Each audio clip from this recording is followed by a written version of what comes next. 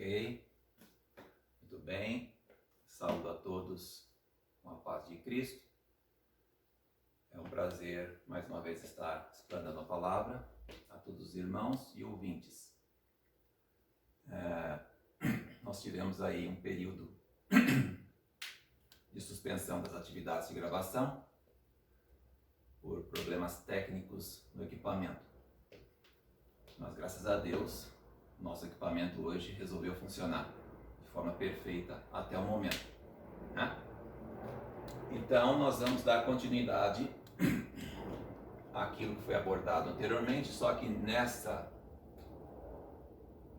palestra nós vamos enfocar agora a questão da encarnação de Cristo, o mistério da encarnação, em conjunto com o assunto da Trindade, né?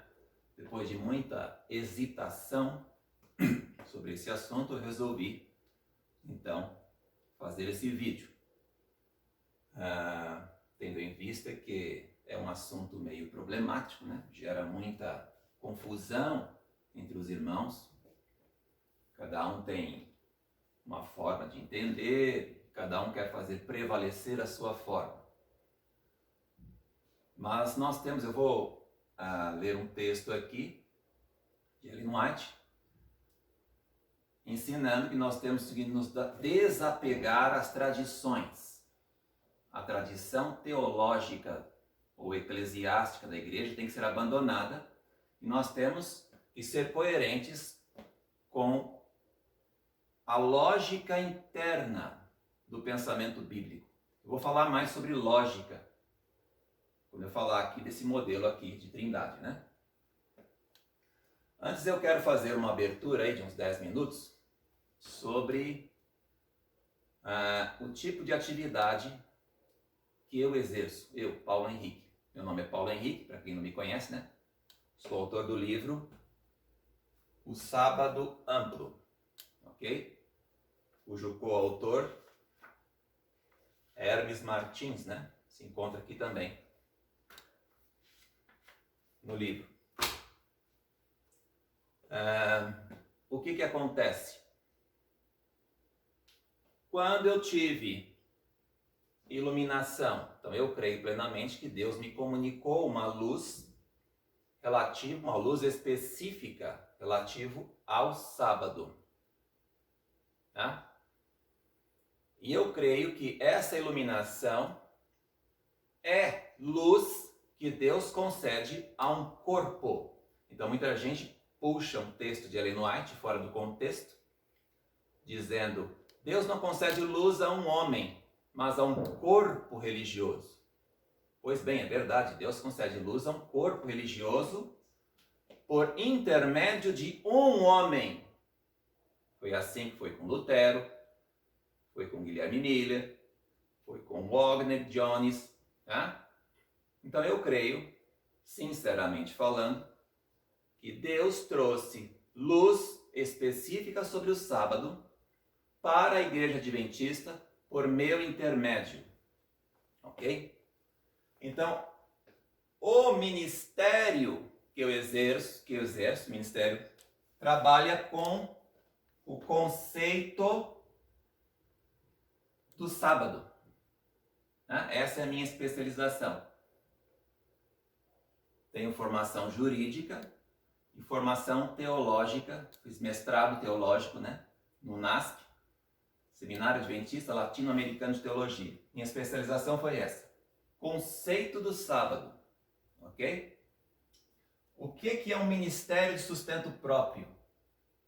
Como o nome já diz, não é assalariado. Não recebo salário da instituição.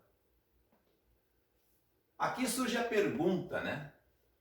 Que não quer calar muitas vezes. Para ser ministério de sustento próprio, obviamente que vai ter aval da igreja para funcionar isso aqui.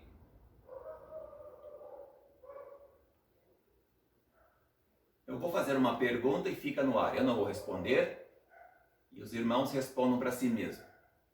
Porque tudo que eu falar pode ser usado contra mim mesmo, não é verdade? Pode esse tipo de ministério de sustento próprio, que tenha o aval da igreja, ser sustentado com dinheiro de dízimos?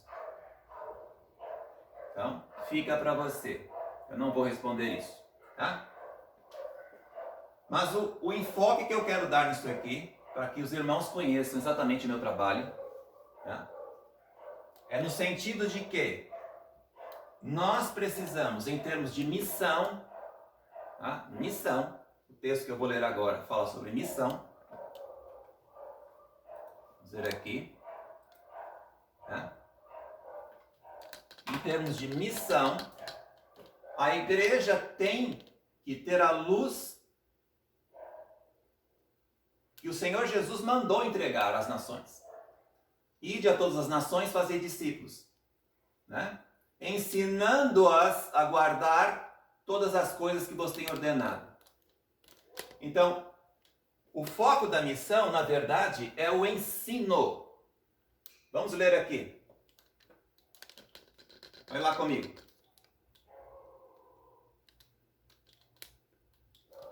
Na comissão dada aos discípulos, Cristo não somente lhes delineou a obra, mas deu-lhes a mensagem: ensinai o povo.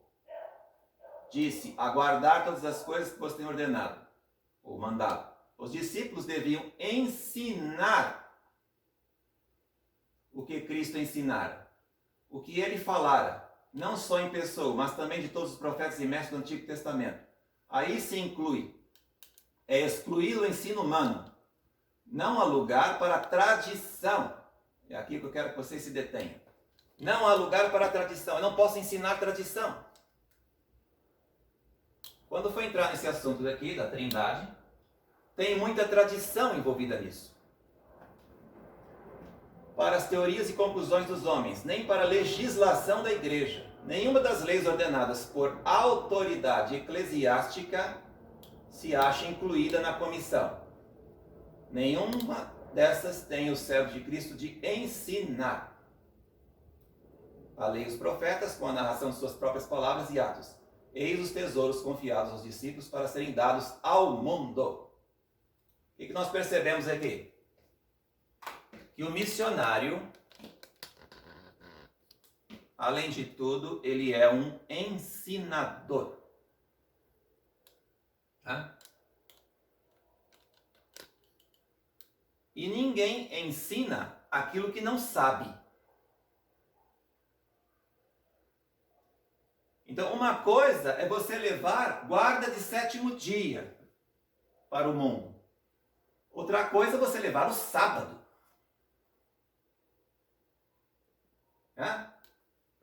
Ensinador. Então, a autoridade teológica, no sentido estrito, não no sentido amplo, no sentido amplo, qualquer um que tenha domínio mínimo das Escrituras, tá?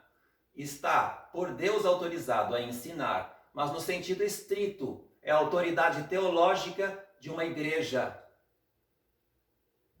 que tem a autoridade de ensinar. Não é qualquer pessoa. Ele tem que ter um mínimo do preparo para isso. Então, voltando à questão aqui. Esse ministério aqui, sábado, que ensina o sábado, especificamente isso, tá? Ensina o sábado no seu sentido amplo. Ele tem aval da instituição para funcionar? Então eu digo, tem aval da autoridade teológica. Tá? Mas, no momento, pelo menos por enquanto, ainda não tenho aval da autoridade eclesiástica. São duas coisas diferentes. A autoridade eclesiástica, ela é exercida pelos comitês, né? As mesas redondas dos dirigentes, que deliberam quem vai falar na igreja e quem não vai. Se tivesse autoridade, aval da autoridade eclesiástica, isso aqui já estaria no púlpito. Então, por enquanto não tem. Queira Deus que um dia tenha. Ok? Muito bem. Então, esse aqui é a minha atividade. Eu me lembro muito bem, uma vez, né? Eu estava na igreja ensinando isso aqui. Eu tenho diversos amigos pastores. Tenho grande apreço e afeição por eles, por os meus amigos pastores. Mas, infelizmente, tem alguns pastores que, lamentavelmente, não foram muito com a minha cara. Tá? Isso acontece. Então, eu lembro que entrou na igreja um certo dia, justamente aquele que não era muito com a minha cara. E a primeira coisa que ele perguntou foi: o que é isso? Isso é um movimento dissidente? Separatista? Eu falei: não, pastor, não é nada disso. Estou ensinando o sábado aqui para o pessoal. Com autorização de quem?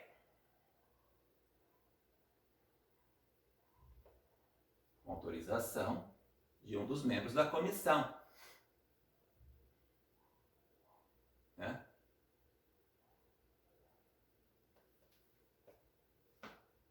Então ele olhou para mim e disse: você devolve o seu dízimo aonde? Então, um pastor, quando ele quer saber quem é você, ele só faz duas perguntas. A primeira pergunta é: aonde você devolve o seu dízimo? E a segunda pergunta que ele vai fazer para você é: qual foi a última vez que você devolveu dízimo aqui na tesouraria da igreja? A partir dessas duas perguntas, uma consequência da outra, ele já sabe quem é você. Né? Qual seria a resposta do Paulo? Porque as pessoas que estão vendo isso aqui precisam conhecer quem é o Paulo. Ele é contra a igreja? Ele está com a igreja? Né? Primeira resposta que eu dei: o dízimo deve ser devolvido para a igreja, para sustento da obra missionária, não para mordomia de dirigentes. Eu não quero me estender sobre isso. Segunda pergunta: quanto tempo? Qual foi a última vez que você entregou um envelope de dízimo aqui na tesouraria? Ah, pastor, há muitos anos atrás foi a última vez. Mas como assim? Então você é infiel no dízimo? Não, eu não sou infiel no dízimo. É que você não percebeu que há muitos anos atrás eu deixei de exercer atividade remunerada para me entregar de corpo e alma 100% do meu tempo a esse ministério.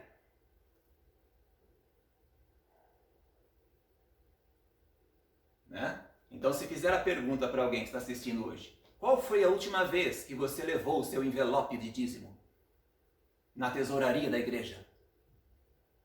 Geralmente, houve-se um silêncio, né? Vamos mudar de assunto. Alguém vai sair de mansinho. Mas eu te digo a verdade: retenção do dízimo é pecado. Agora, desviar dízimo para onde não é obra missionária, autorizada por Deus, também é pecado. E a pergunta que se faz é: você tem autorização, aval da instituição para isso aqui? Então eu digo: eu tenho aval da autoridade teológica. Ok? Então é isso aí. A autoridade teológica diz que você está apto a ensinar sobre o conceito do sábado. Portanto, pelo texto da senhora White, aqui no Desejar de Todas as Nações, o que faz um missionário é a sua capacidade de ensino. Portanto, eu estou autorizado legitimamente, segundo a denominação, de exercer esse mistério de ensino do sábado no seu sentido amplo. É só isso. Muito bem. Feita essa abertura de quem é o Paulo, o que ele faz. Porque aqui é um livro aberto. Não escondo nada de ninguém. Tá? Nós vamos passar então ao estudo de um assunto controverso, que é o assunto chamado Mistério da Encarnação. Vou apagar aqui.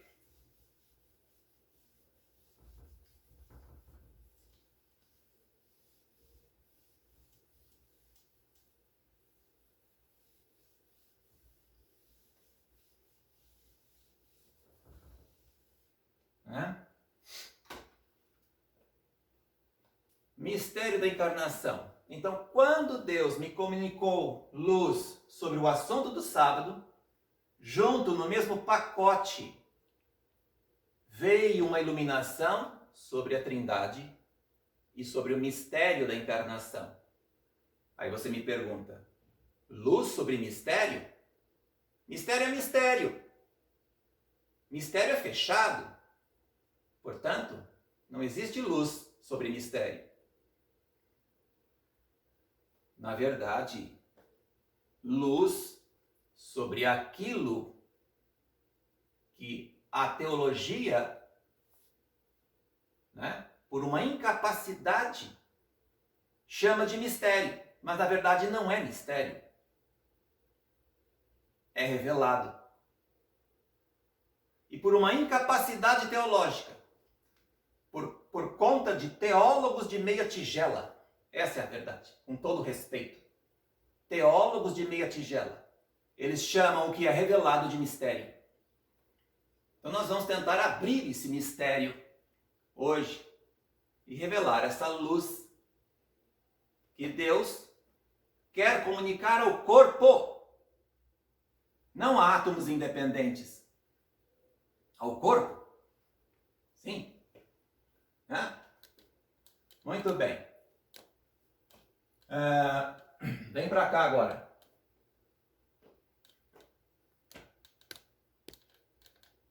Essa daqui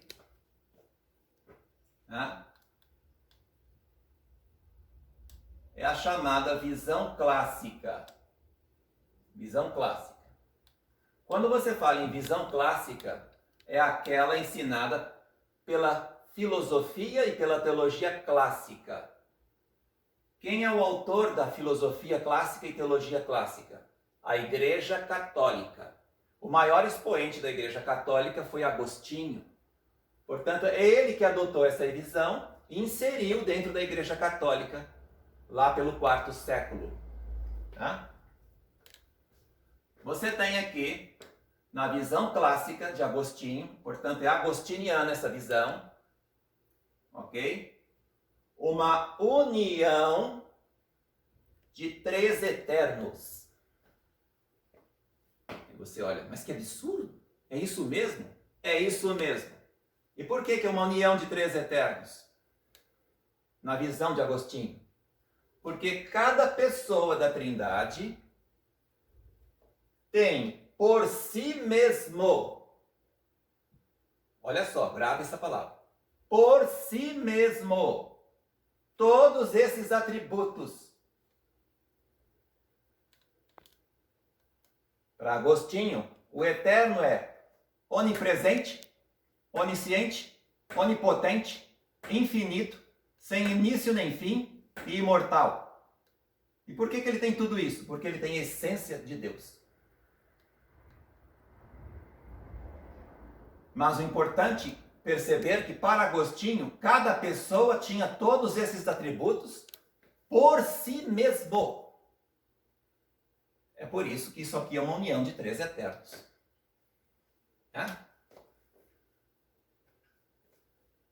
Se é uma união de três eternos, segundo a visão de Agostinho, nós temos, portanto, uma sociedade de eternos. Esse eterno se une com esse eterno, se une com esse eterno. Então nós temos um eterno, mais um eterno, mais um eterno. E segundo a matemática de Agostinho, um eterno mais um eterno mais um eterno é igual a um eterno.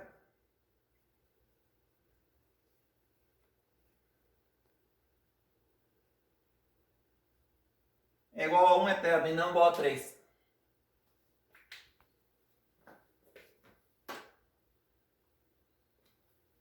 Bom, é aqui que começa, portanto, eu vou falar numa gíria agora. É aqui que começa o chamado quebra-pau dentro da igreja. Quebra-pau. Tá? Por quê? Porque vão se levantar pessoas e dizer, espera um pouquinho. 1 mais 1 mais 1 é igual a 3. Não é 1. E aí Agostinho vai dizer, não, não é bem assim. Eles estão tão unidos, mas tão unidos, mas tão unidos, que 1 mais 1 mais 1 é igual a 1. Tá? É isso aí.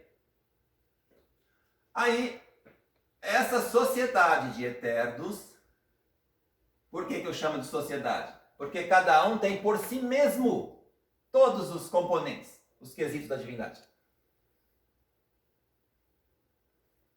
Cada um tem por si mesmo, isso é uma sociedade.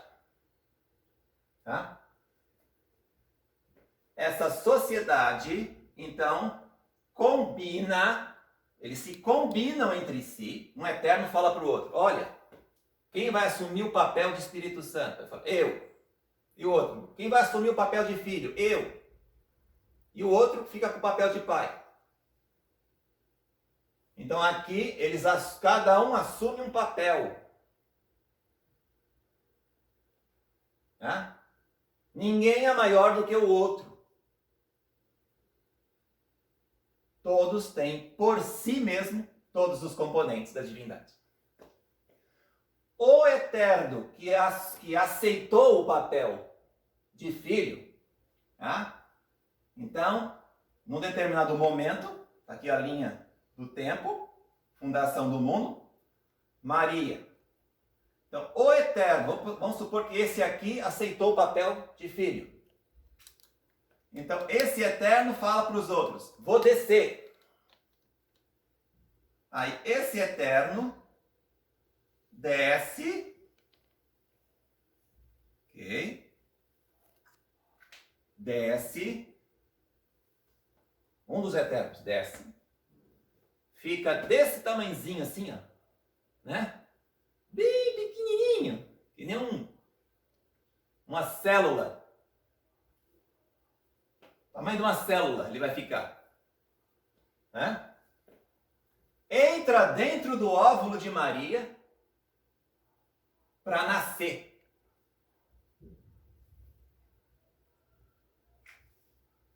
E é isso que eles chamam de encarnação.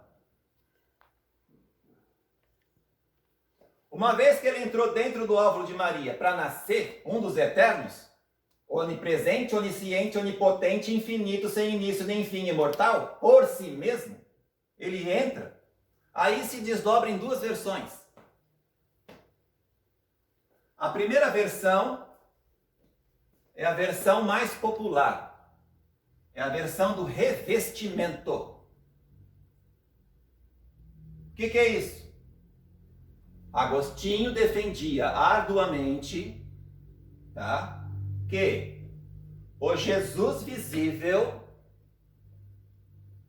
é apenas o revestimento. Ele está servindo só de invólucro para um Jesus invisível que tinha lá dentro. Agostinho defendia isso. Por quê? Na cabeça de Agostinho, a substância ou essência divina é imutável. Ela é imutável, portanto, a encarnação, o que chama de encarnação, não altera a substância divina.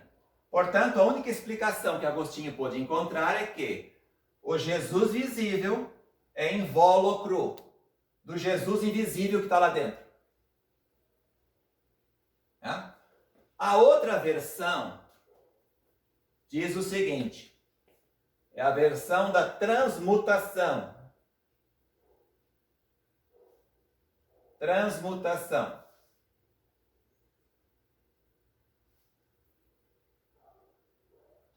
O que essa versão diz? Ela vai pegar a frase, e o verbo se fez carne, e vai dizer, se o verbo se fez, há uma transmutação da substância divina em carne. Portanto, eu não teria um Jesus invisível dentro do Jesus visível. Para essa turma aqui, toda a substância desse eterno se transmutou em carne, não deixando nem um vestígio da substância anterior. E aí o que acontece?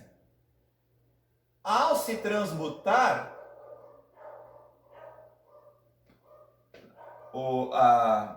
a consequência inevitável seria que isso, quando ele desce, entra dentro do óvulo e se transmuta, obviamente que ele vai perder todos os atributos da essência divina.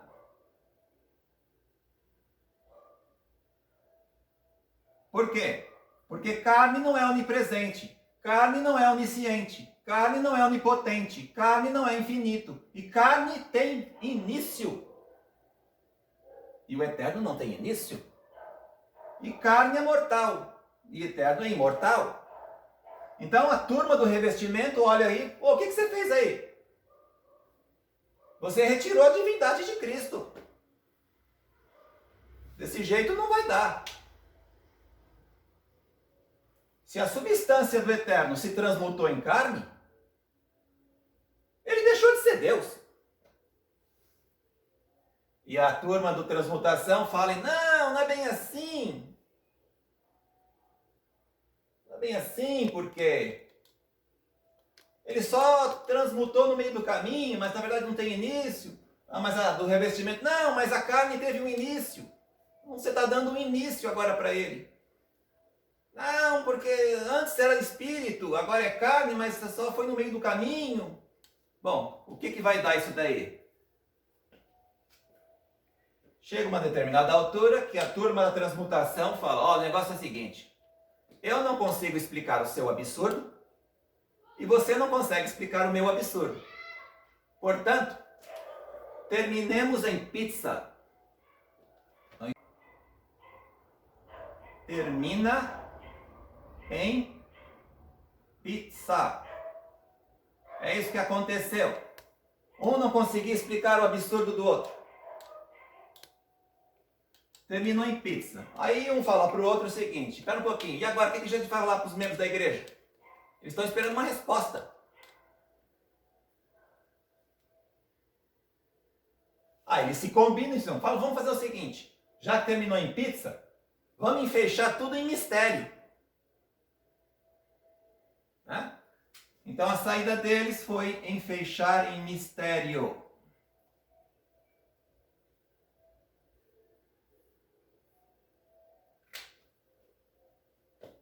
Mistério. E é esse mistério aqui que virou tradição. Então quando chega alguém lá na igreja, olha para assim e fala assim, cadê a lógica disso aqui? Eu não estou conseguindo ver lógica nenhuma nisso. Então, a direção já pega, já tem um texto escondido, né? Um texto de Ellen White, fora do contexto. E fala, irmão, isso não tem lógica, isso é mistério, aqui é mistério. Creia sem perguntar, sem questionar. Não, mas não dá. Irmão, é melhor você aceitar, porque isso é a crença da maioria.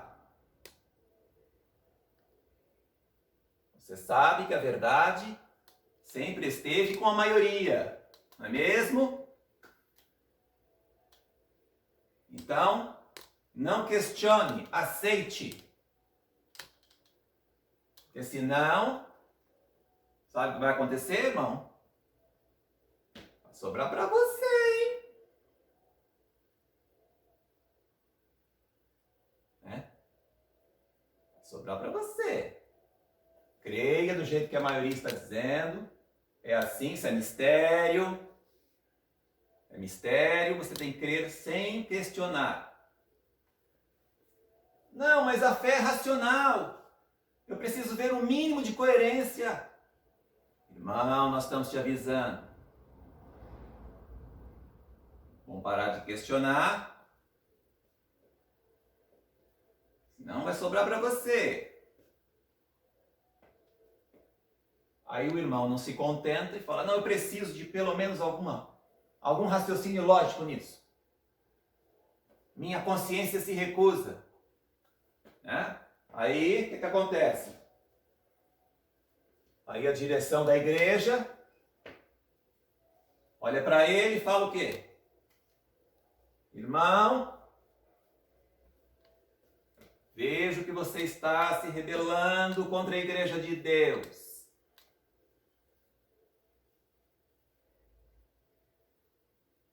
Vamos ter que levar o seu caso à comissão.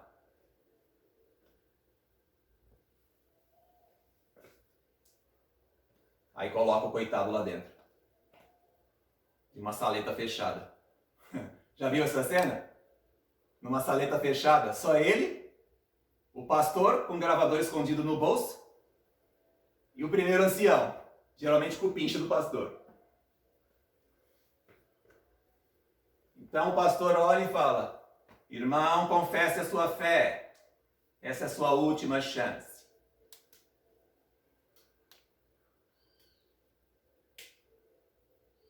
O que acontece? O coitado do membro vai ser excluído porque não encontrou o mínimo de lógica.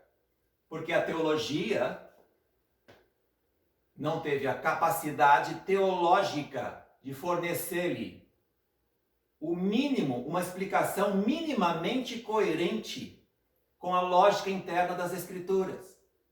Ao invés disso, pegou e fechou em mistério. E ainda pega num texto fora de contexto para dizer que ele não pode questionar o assunto.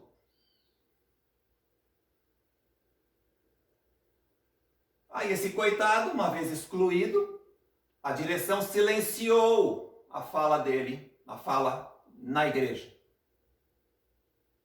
Numa atitude de indignação e protesto, a única fala que ele tem agora é com os colegas. Pela injustiça que foi cometida. Então a direção não para por aí.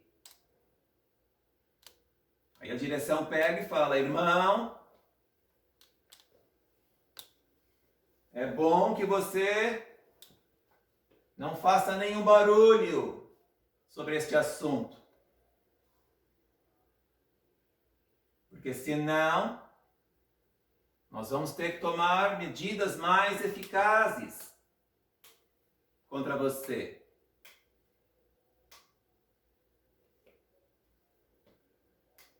O poder eclesiástico sendo exercido para silenciar a fala de um membro da igreja que, por não encontrar o mínimo de lógica racional nisso, se recusou a aceitar o que a maioria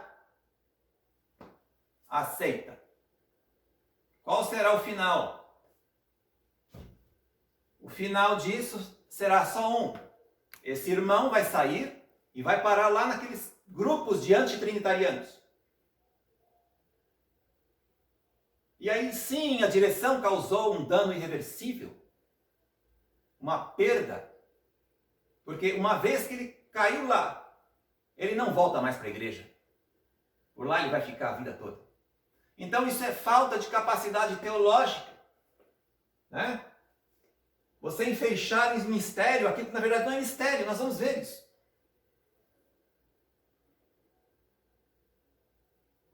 Hã? Muito bem. O que ensina o sábado amplo sobre isso? Por quê? Porque eu sou trinitariano, eu creio em 3 pessoas da divindade. Mas eu não vou engolir esse absurdo, porque isso aqui é destituído minimamente de raciocínio lógico, segundo a lógica interna do pensamento bíblico. Hã? Muito bem. Nós vamos ver que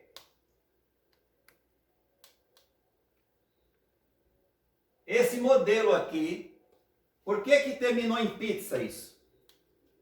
E a pizza termina em mistério? Porque eles partiram de um pressuposto errado. Isso aqui é um pressuposto pagão, greco-romano. Agostinho bebeu disso aqui. Tá? Ele criou isso aqui a partir do platonismo, do neoplatonismo. E deu no que deu.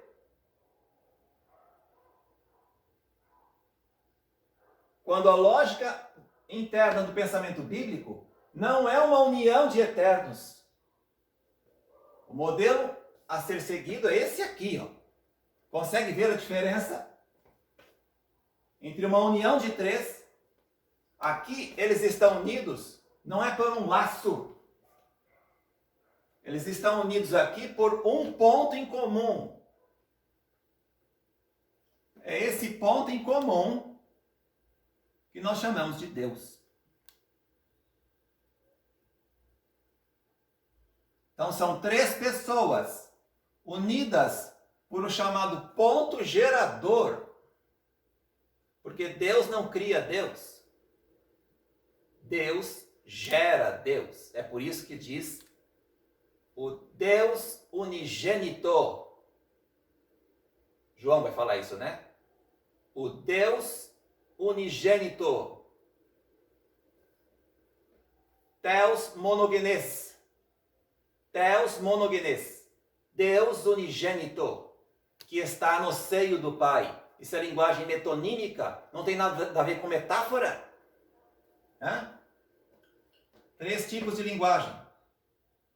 Linguagem metafórica, linguagem metonímica e linguagem literal. R1, R2, R1, R2 e aqui R1 igual a R2. Isso aqui é uma metáfora. Realidades independentes que se tocam em pontos comuns. Agora aqui, isso é metonímia. Não é metáfora. A realidade menor pertence a uma realidade maior. Por isso que diz, Deus unigênito que está no seio do Pai. Maior do que Ele. Já viu que não dá para partir de uma união de 3 eternos. Então, nós temos aqui 3 seres, cada um com um atributo. Onipresente, o Espírito. Onisciente, o Pai. Onipotente, o Filho. Nós temos aqui geração. Geração no espaço. Aqui, geração no tempo. E aqui, geração na matéria. Deus, então, é a origem do poder, ponto gerador. Nós temos uma geração e não uma união. É completamente diferente.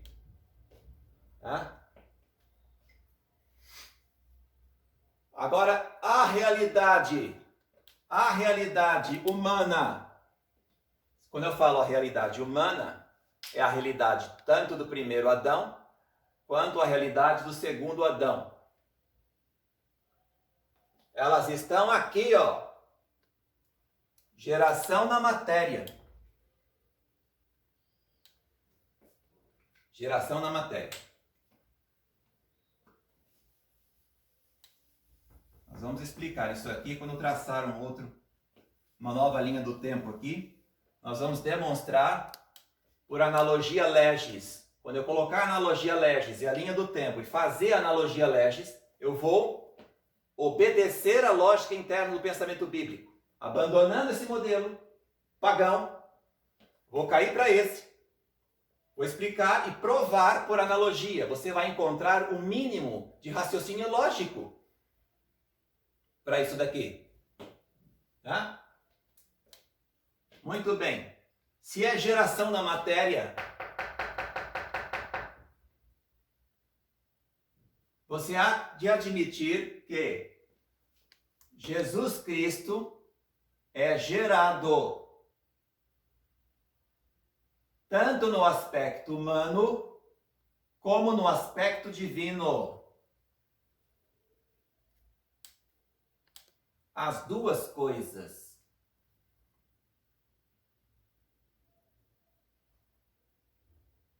Aí alguém diz: não, mas quem é gerado tem um início no tempo. Então Jesus não é Deus. Porque Deus não tem início no tempo. E agora, o que se responde a isso? A resposta é a seguinte: quem disse que você vai aplicar a concepção humana de geração para Deus? Né? Muita gente saca o texto lá de Ellen White. Nunca houve um tempo em que Cristo não estivesse em comunhão com o Pai. Muito bem, parabéns. Nunca houve um tempo, mas houve um espaço. Eu estou lidando com geração divina. É coisa que não é compreensível na realidade humana. Na nossa realidade humana, você tem que gerar e esperar 9 meses para nascer. Né? Realidade divina é outra coisa. Então nós temos aqui, quando Jesus falava assim: glorifica-me, Pai, com aquela glória que eu tinha contigo, ainda antes da fundação do mundo, lá na eternidade. Então a teologia que seguiu esse modelo, ela vai interpretar Jesus como um espírito encarnado. E isso fatalmente vai desembocar no espiritismo e na imortalidade da alma. Por quê? Porque homem nenhum, nem Jesus Cristo, tem pré-existência espiritual. Ele tem pré-existência corporal. Mas então como pode ser Deus, Jesus, se ele teve um início no tempo? Não é o início no tempo que faz de Jesus Deus. O que faz de Jesus Deus é outra coisa. O que faz de Jesus um ser divino é ele possuir a mente de Deus. Nós vamos ver isso aqui. Vamos analisar agora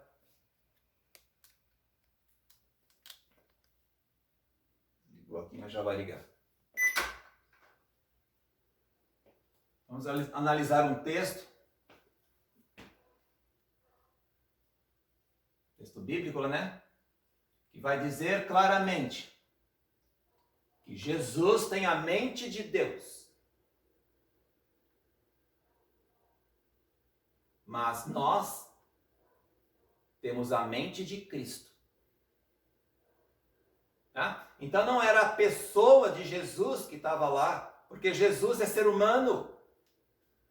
E não, você não pode cair nessa daqui, dizer que Jesus é um espírito encarnado. Nós vamos demonstrar por que você não pode fazer isso.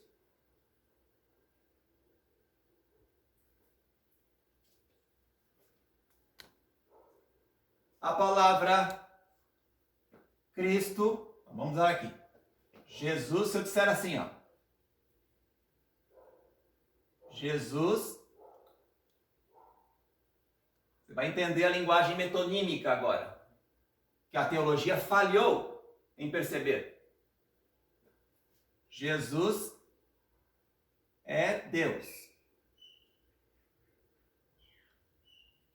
Correto?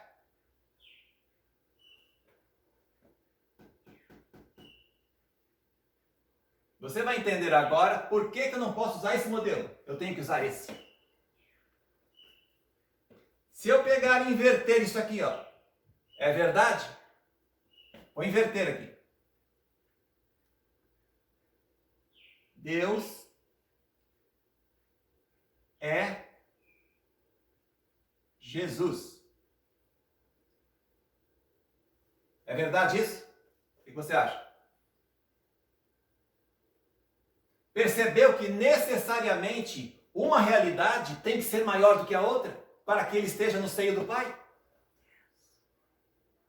Se você faz como uma união de eternos, você poderia inverter isso aqui, que não faria diferença.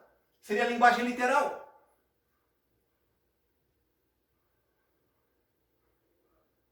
Mas isso não é literal e também não é metáfora. Isso é metonímia.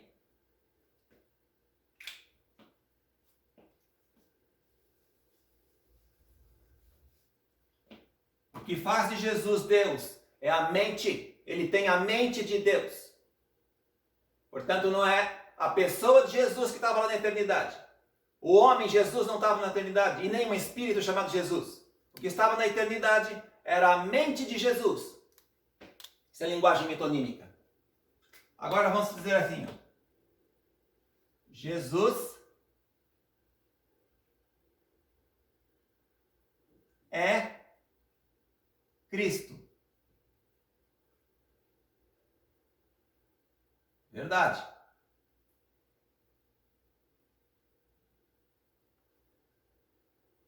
Perfeito. Vamos inverter agora?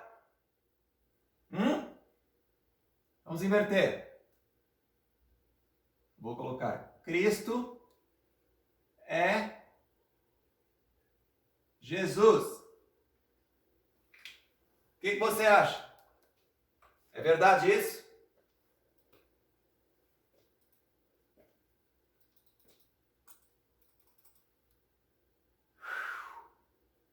É verdade?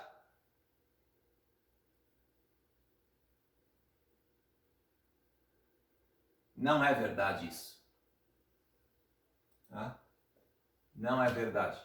Deixa eu mexer aqui.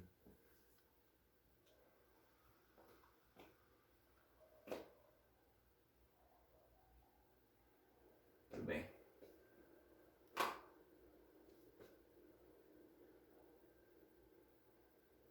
Por que isso aqui não é verdade? Porque a palavra Cristo quer dizer ungido. Aí eu pergunto, só Jesus de Nazaré foi ungido?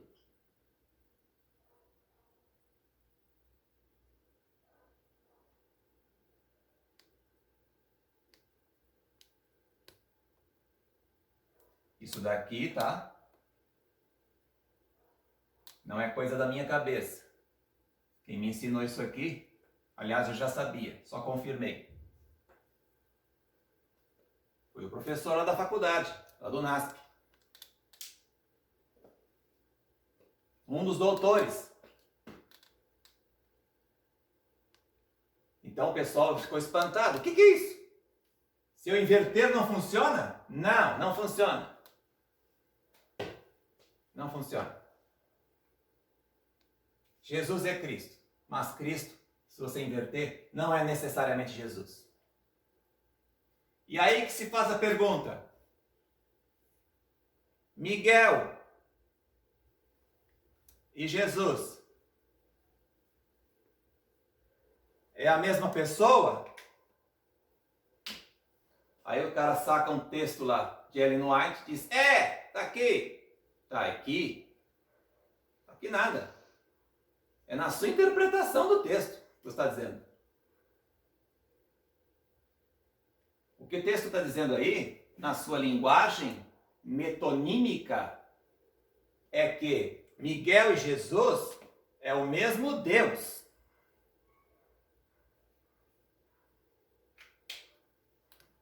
É o mesmo Deus. Mas não é a mesma pessoa. Por quê? Porque Deus não é uma pessoa. O que é Deus? Deus é a origem do poder.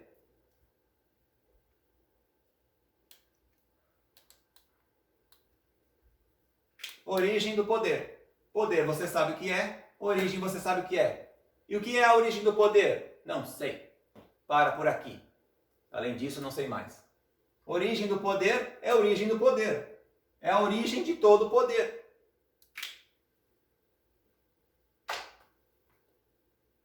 Tá?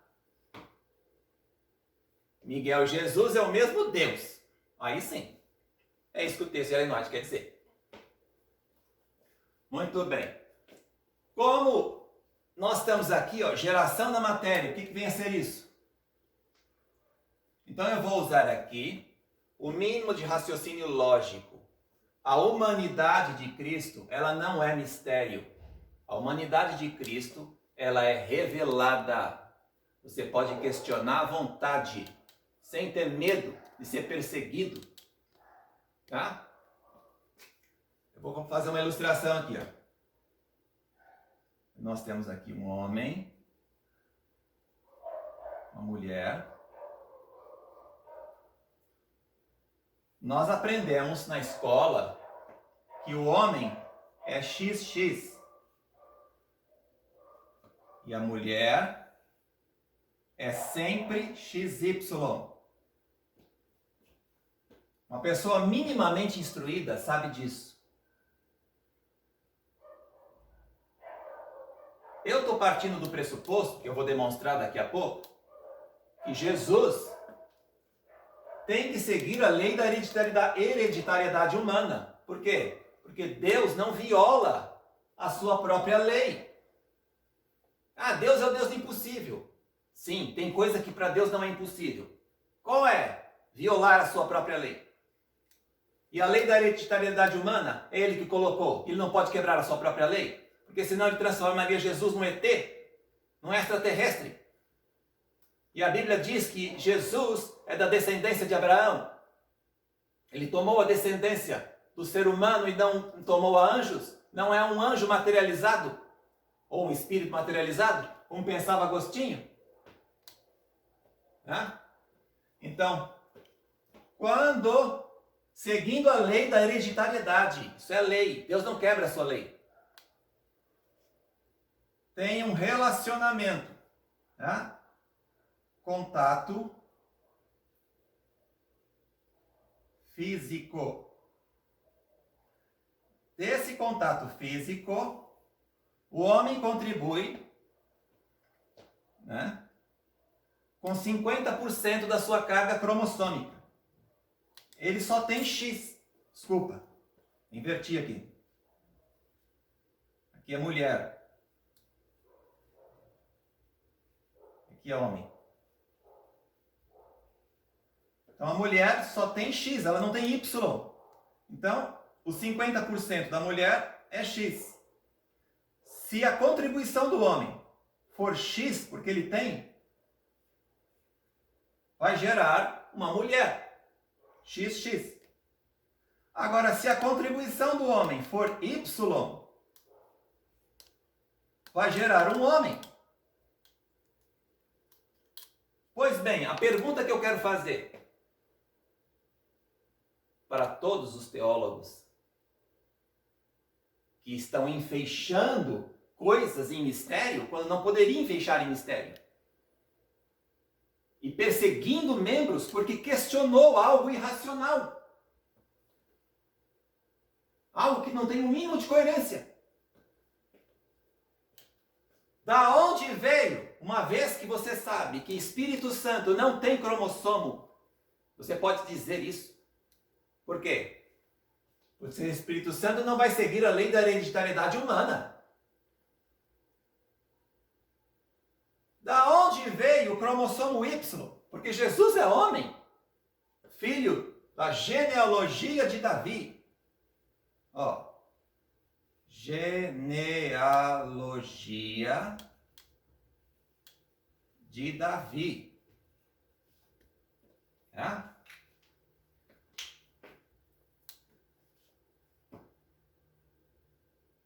Então, o que chama de mistério da encarnação é somente isso e nada mais do que isso.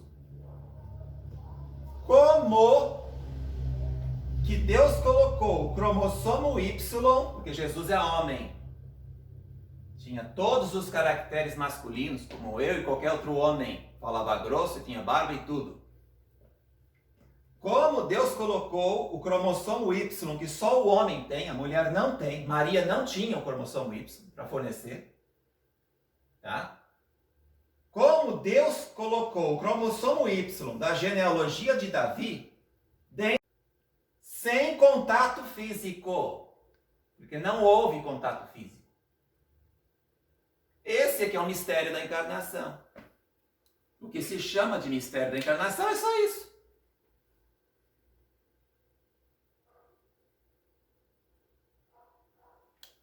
E como não houve o contato físico, quando Deus colocava em Israel leis cerimoniais do tipo, não toques nisso, não toques naquilo, não toque no cadáver, não toque na mulher durante os seus dias, não toque na carne de porco, não toque isso, não manuseie isso. Deus estava incutindo na mente do povo que o contato físico transmite o pecado.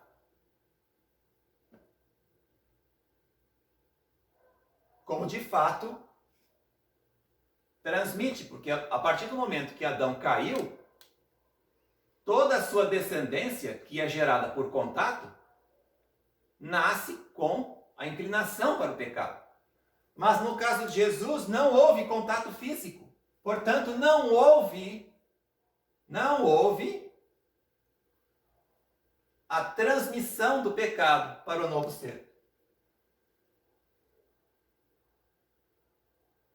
Esse é o que se chama, esse na verdade é o mistério da encarnação. Como o Y foi parar dentro do óvulo de Maria sem contato físico, portanto não transmitiu, e Jesus não nasceu com tendência, não nasceu com inclinação para o pecado. Nesse processo, Jesus nasce com a mente de Deus. Tá?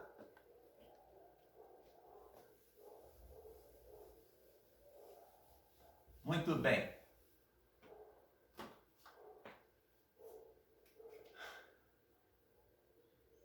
Agora nós vamos então fazer a analogia legis aqui. Para fornecer uma explicação com o mínimo de coerência. Vamos seguir a lei da hereditariedade humana. Se eu estou falando de lei, eu vou usar a analogia legis.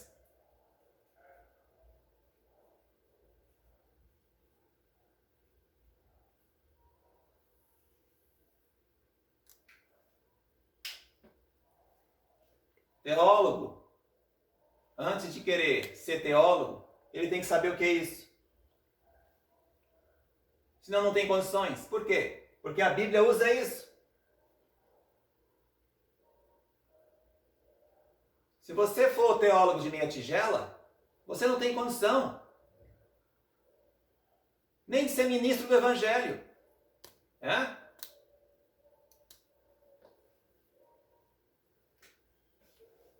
Então vou colocar aqui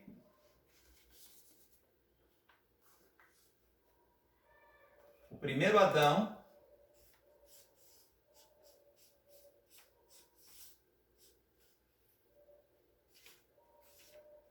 recebeu o sopro divino. Hã? É.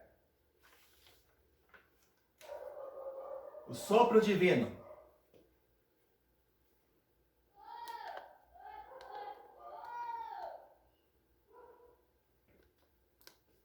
O que é esse sopro divino?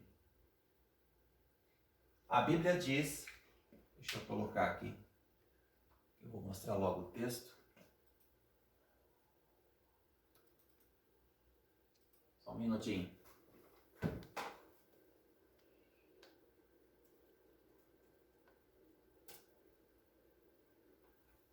Já lemos esse texto, né? Vamos agora para esse texto aqui. Depois eu quero Hebreus 10.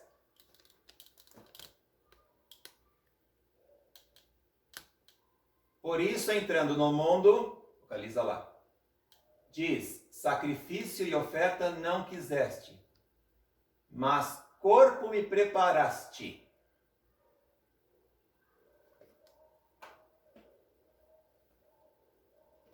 Pergunta. Corpo me preparaste quando? Em que momento?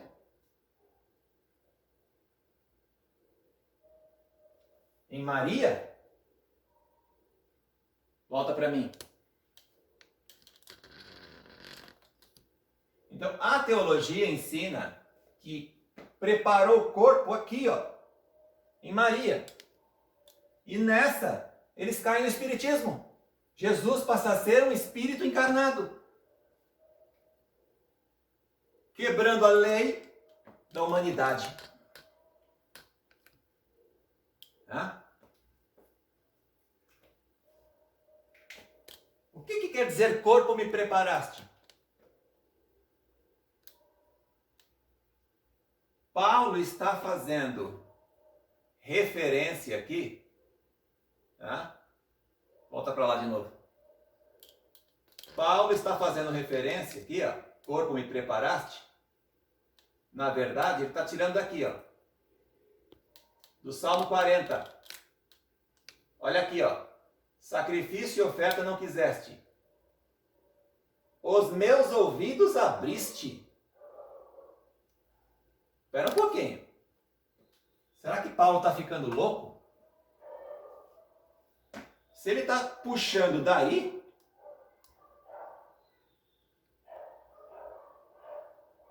como ele pode escrever corpo me preparaste? Se no original de onde ele fez referência está os meus ouvidos abriste. O que está acontecendo? Sabe o que está acontecendo? Paulo entendeu que a preparação do corpo não foi no momento de Maria, aqui, ó, da concepção. Paulo entendeu o significado de os meus ouvidos abriste. Como a formação, aqui ó, volta para mim. Formou o Senhor Deus o homem do pó da terra. E depois de ter formado, Deus soprou. O texto não diz que Deus soprou num boneco de barro. O texto diz que Deus soprou no homem. Certo? No homem. Se ele soprou no homem, foi no homem. Então, antes de ele soprar no homem, ele tem que formar o homem. E no momento que ele forma o homem, ele abre o ouvido. Por quê? Porque o sopro de Deus sempre é confundido com a voz de Deus. Por isso que diz, vem a hora em que os mortos ouvirão a voz do Filho de Deus. E os que ouvirem a voz ressurgirão. Até me arrepio. O sopro que deu vida ao homem, não a um boneco de barro. Tem analogia com a voz do Filho de Deus, quando abre os ouvidos dos mortos e eles ressurgem. Logo depois, portanto, o homem aqui, o Adão, ele tem pré-existência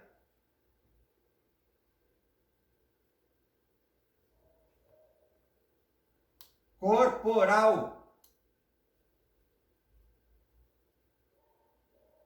Isso aqui é fundamental que você entenda. O primeiro Adão tem pré-existência corporal. Ele não é um espírito encarnado. É o contrário. É uma carne espirituada. Vamos dizer assim. Não é espírito encarnado. Depois do sopro, o que aconteceu? Teve o quê? Qual é a próxima cena que você observa no relato? O chamado pesado sono. Pesado sono. O que é um pesado sono? Naquela época não tinha cama, né? Quando Deus criou o homem. Então ele dormia no chão. Então, de pé, ele tem que descer ao chão. E quando ele levanta, ele sobe novamente. Portanto, tem uma descida e uma subida.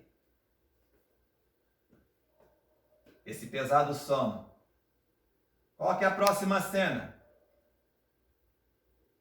A próxima cena aqui é a formação da mulher.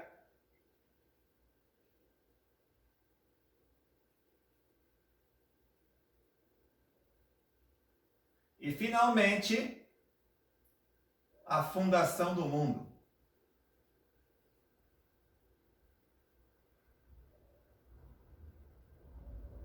A fundação do mundo é chamada de plenitude dos tempos, porque está associada ao número 7. Ela é a entrada para o sábado. Isso aqui tudo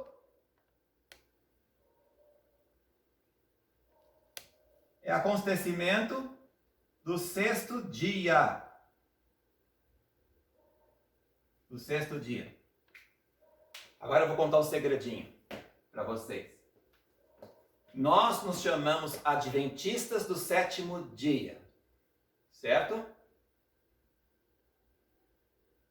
Adventistas do sétimo dia. Por quê?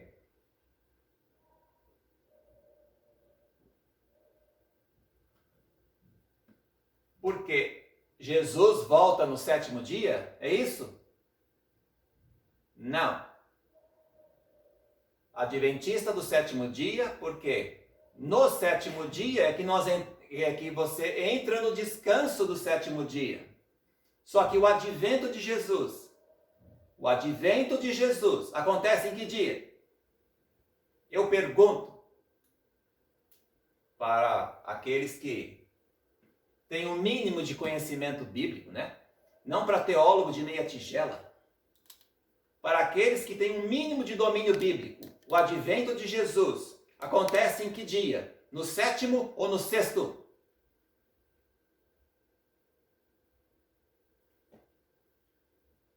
Óbvio que Jesus vem no sexto, porque sétimo é entrada no descanso. Jesus não pode vir no sétimo. O advento de Cristo é no sexto dia. Então você percebe a importância para o adventismo do sétimo dia. Para ser adventista, você percebe a importância de estudar os acontecimentos do sexto dia.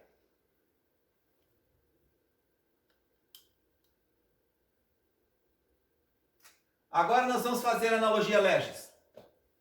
Então nós temos aqui, Paulo nos diz que, vindo a plenitude dos tempos, Deus enviou seu Filho, nascido de mulher, sob a lei,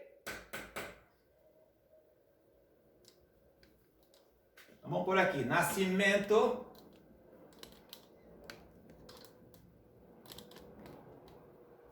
do segundo Adão.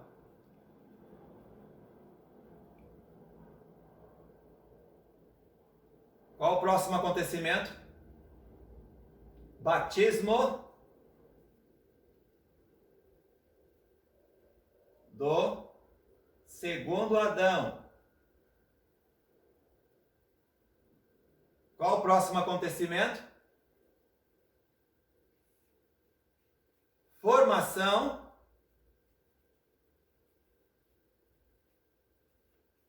da igreja, constituída pelos 12. Aquilo era o embrião da igreja. E finalmente, morte do segundo Adão. A morte está associada com o 7, entrada no descanso.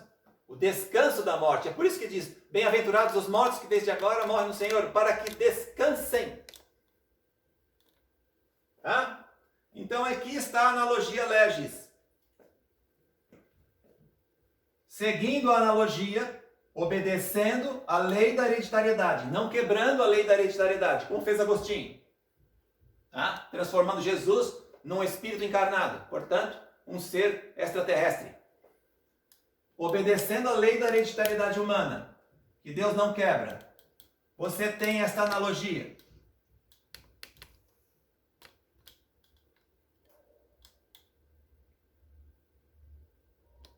Primeiro Adão, sopro divino.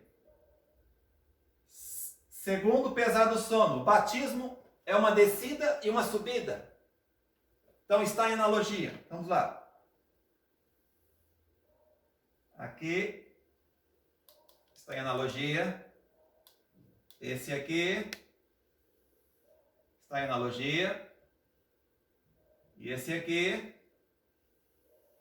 está em analogia.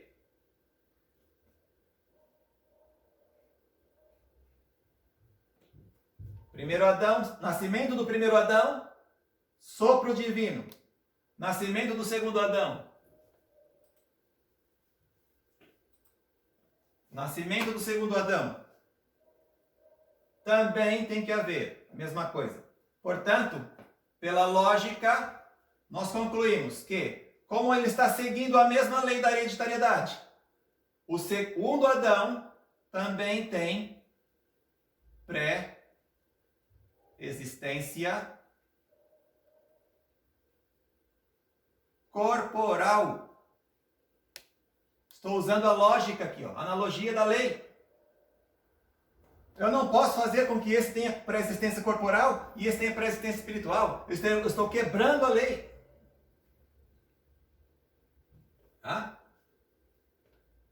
Agora vem o momento crucial.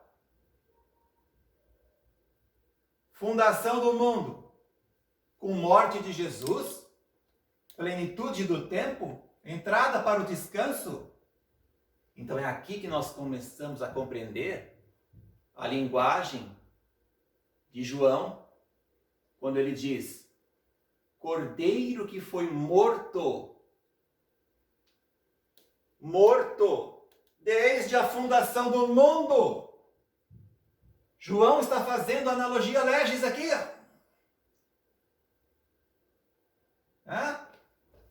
Morto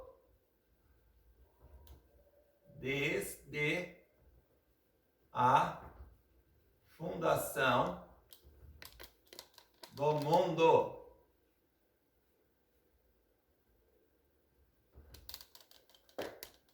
Então é isso aí. Ok? Quanto tempo passou? Quanto? 1h15. 1h15. Nós vamos parar por aqui, para que o vídeo não seja muito longo. E no outro vídeo nós damos sequência a algum detalhe que faltou aqui. Nós vamos mostrar os textos. Por que eu disse que não é a pessoa de Jesus que estava lá na eternidade? Senão eu vou ter que cair para esse modelo aqui. Transformar Jesus num espírito encarnado. E aqui não me permite isso. Jesus, portanto, não veio por cima. Jesus veio por baixo, pela genealogia, tá, de Davi. Ele veio por baixo e não por cima. Um espírito encarnado entrando e se revestindo de carne. Que nem sustenta Agostinho. Sustentava e a Igreja Católica sustenta isso até hoje. Nós vamos ver aqui que a palavra Cristo quer dizer ungido. Então, o que estava lá na eternidade era a mente de Jesus. Por quê? Por que Jesus é Deus? Porque ele tem a mente de Deus. Vamos ver aqui Coríntios. Vamos ler aqui, ó. Porque quem conheceu a mente do Senhor para que possa instruí-lo? Mas nós temos a mente de Cristo. Então o que acontece? Cristo é Deus porque ele tem a mente de Deus. Tá? Mas nós não temos a mente de Deus. Nós temos a mente de Cristo, mas não a mente de Deus. Paulo aqui, em Coríntios 2, ele fala sobre o quê? Qual é o assunto aqui? Olha só que interessante. Sabedoria. O assunto aqui é sabedoria. Tá? Ele fala em sabedoria todo o tempo aqui, ó. Aqui, ó. Sabedoria. Mas falamos a sabedoria de Deus. Oculta em mistério. Está aqui, ó. Mas falamos a sabedoria de Deus, oculta em mistério, a qual Deus ordenou antes dos séculos para a nossa glória. Então aqui começa a fazer sentido. Glorifica, meu Pai, com aquela glória que eu tinha contigo na eternidade, ainda antes que o mundo fosse fundado. Está usando linguagem metonímica ali. O tempo todo fala em sabedoria.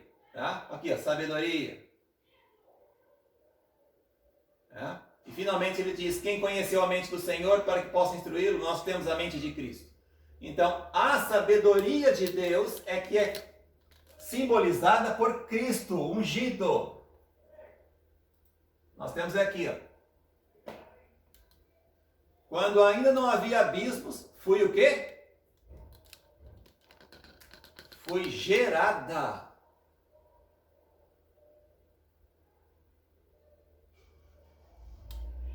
A sabedoria.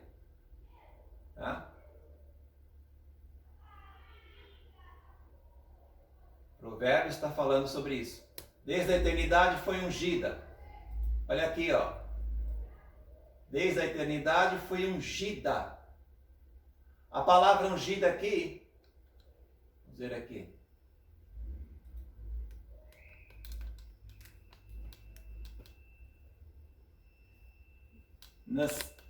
Nisakti. Nisakti. Nisakti tem o mesmo sentido, ungida, né? A palavra ungida, Nisakti lá. Desde a eternidade fui ungida. O sentido disso aí, volta para mim.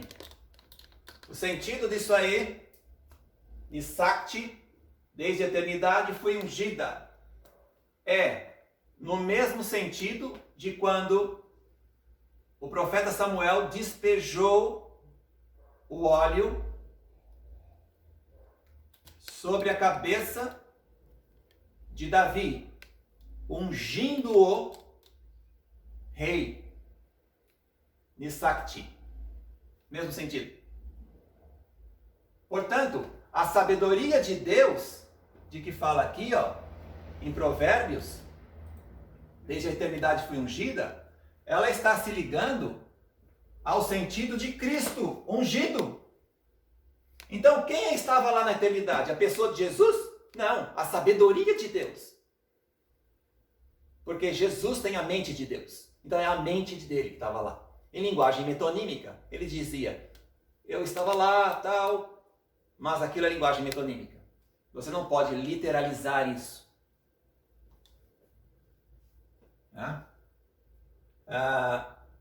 Portanto, nós chegamos à conclusão de que Você não pode transformar Jesus Cristo num espírito encarnado. Você estará quebrando a lei. Isso aí é oriundo desse modelo pagão, que terminou em pizza e se fecharam em mistério, porque não tinha explicação para dar para o povo. Você tem que seguir esse modelo aqui. Tá? Jesus e Miguel é o mesmo Deus.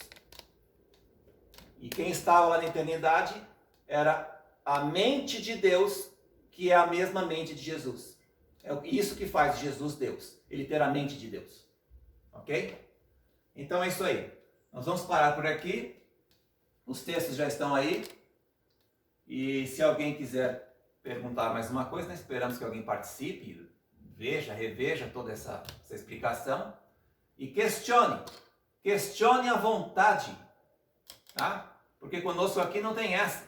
De que você tem que aceitar a voz da maioria. Senão você vai ser perseguido, vai ser excluído. Não tem essa. Ok? Ninguém pode violar a consciência de ninguém. Esse é o meu posicionamento. Eu espero que os irmãos sejam abençoados por esse estudo e que Deus possa ser honrado e glorificado com isso.